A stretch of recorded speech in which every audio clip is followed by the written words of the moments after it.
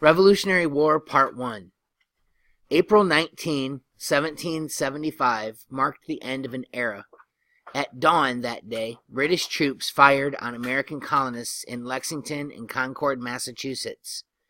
This was the beginning of the American Revolution. The war started as a fight for the rights of English people in Britain's 13 American colonies. But those people soon declared and won their independence from Britain. They created a new nation.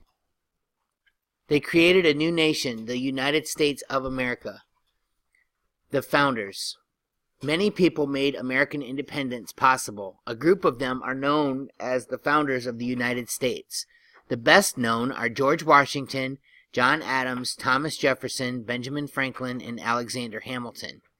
George Washington led the American military forces, the Continental Army, to victory over the British. He later became the first president of the United States. John Adams was the strongest supporter of American independence. He became the first vice president of the United States and its second president. Thomas Jefferson wrote the Americans' Declaration of Independence. He became the nation's third president. Benjamin Franklin was the oldest of the founders. He was 70 when the Declaration of Independence was signed. Franklin helped get France to become an ally of the United States. Both during and after the Revolution, Alexander Hamilton urged Americans to form a stronger union of the states. Events leading to the Revolution. Britain established its first colony in North America in 1607.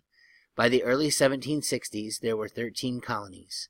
These were Connecticut, Delaware, Georgia, Maryland, Massachusetts, New Hampshire, New Jersey, New York, North Carolina, Pennsylvania, Rhode Island, South Carolina, and Virginia.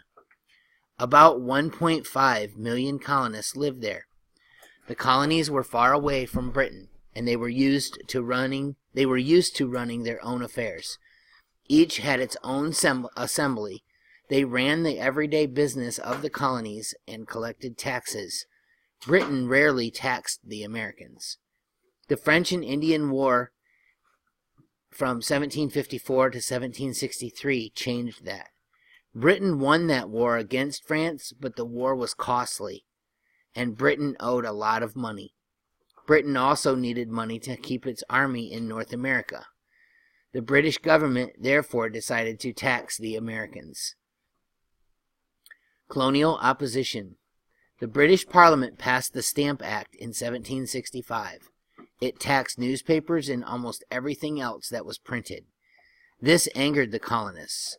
Why, they asked, should we pay taxes to Britain? The colonists decided to fight against the taxes. Representatives of 9 of the colonies met in New York in 1765. They formed the Stamp Act Congress. It said the colonists should boycott, or refuse to buy, British goods. Groups called the Sons of Liberty also fought against British taxes. They often used violence against British tax collectors. The colonists' opposition forced Parliament to repeal or withdraw the Stamp Act. This made the colonists aware of their power. Other British attempts to impose new taxes only made things worse.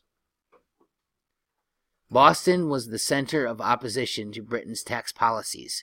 In 1770, a raggedy crowd of people taunted some British soldiers. The frightened soldiers shot into the crowd, killing 5 Americans. The Boston Massacre, as it was called, led to a new boycott. Parliament again gave in. Parliament is the British Congress. They gave in. It removed all taxes except one on tea, the most popular drink in the colonies.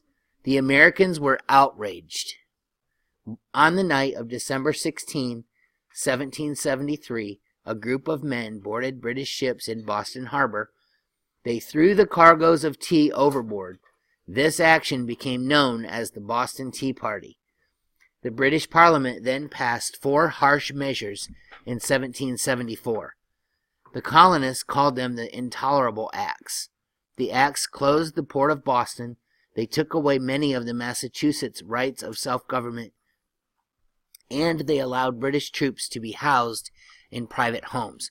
So British troops could just go to anybody's house and be like, hey, I'm staying here, and they couldn't refuse them or turn them away.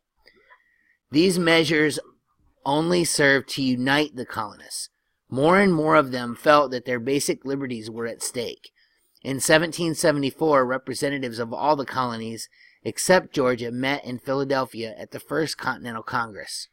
They tried to get Britain to resolve the issues peacefully, but they were ready to fight if it became necessary.